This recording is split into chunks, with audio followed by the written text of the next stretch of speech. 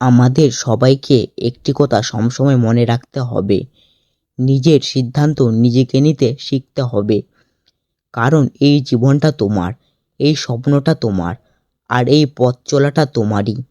লোকজন অনেক কথা বলবে, সমাজ প্রশ্ন তুলবে, কিন্তু রাতের শেষে বালিশে মাথা রাখে জীবনটা তোমাকেই কাটাতে হবে। তাই সাহস করো, ভুল হলে নিজেরটা হোক, কারণ নিজের সিদ্ধান্ত একদিন তোমাকে নিজের মানুষ বানাবে। আজকের আমাদের গল্পের নাম হলো নিজের সিদ্ধান্ত নিজেকে নিতে শিখতে হবে। তো চলুন তাহলে শুরু করি আজকের আমাদের ছোট্ট একটি গল্প। একটি ব্যস্ততম শহর ছিল। সেই শহরটির নাম ছিল সোনাঝুরি। খুবই সাধারণ একটা শহর, কিন্তু এখানকার মানুষগুলো ছিল অদ্ভুত রকমের ব্যস্ততা। সবাই যে কারোর ওপর সিদ্ধান্তের ওপর বেঁচে ছিল। কেউ বাবার সিদ্ধান্তে চাকরি করছে, কেউ সমাজের চাপে বিয়ে করছে, কেউ বন্ধুদের কথায় স্বপ্ন ছেড়ে দিচ্ছে। এই শহরে থাকতো অরুণ নামে এক যুবক। তখন অরুণের বয়স মাত্র ২৬।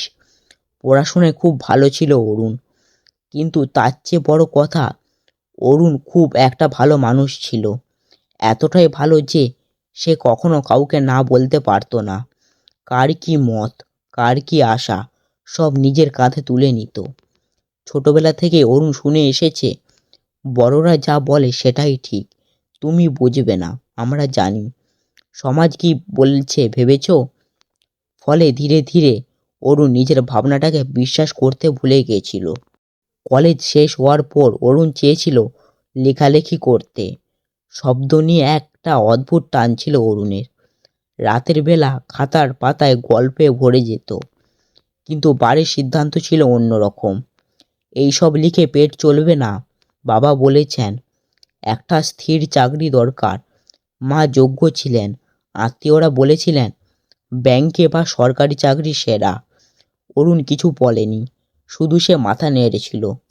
ফলাফল একটি চাকরি যেটা সে চায়নি, একটি জীবন যেটা সে বেছে নেয়নি।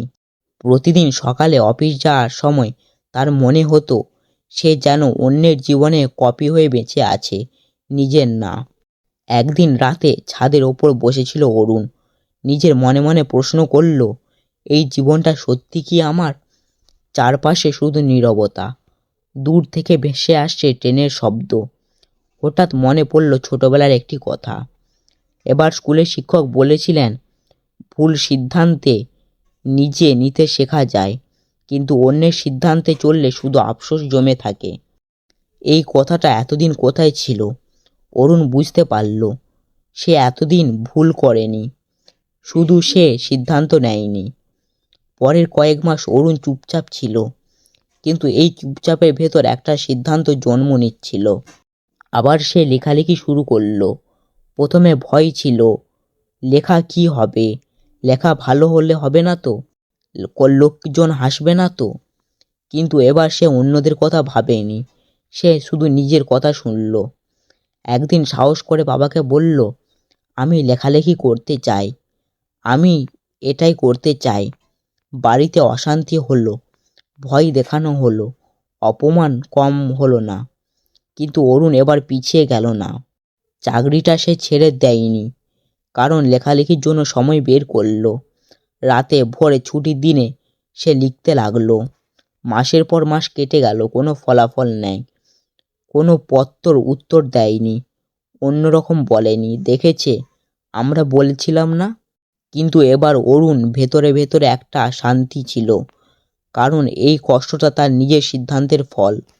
একদিন তার একটা লেখা অনলাইনে ছড়িয়ে পড়ল। মানুষজন দেখলো, শেয়ার করলো, মন্তব্য করলো। অরুণ প্রথমে অনুভব করলো নিজের পায়ে দাঁড়ানো আনন্দ কেমন। কয়েক বছর কেটে গেল, অরুণ আগের মতো আর নয়। সে বড় লেখক হয়নি, কিন্তু সুখী মানুষ হয়েছে। কারণ এখন সে নিজের জীবন নিজেই চালায়। সে জানে ভুল সিদ্ধান্ত হতে পারে, পড়ে যাওয়া হতে পারে, কিন্তু নিজের সিদ্ধান্তে পড়ে যাওয়া আর আনন্দের সিদ্ধান্ত হেঁটে বেরিয়ে যাওয়ার মধ্যে আকাশ পাতাল পার্থক্য আছে।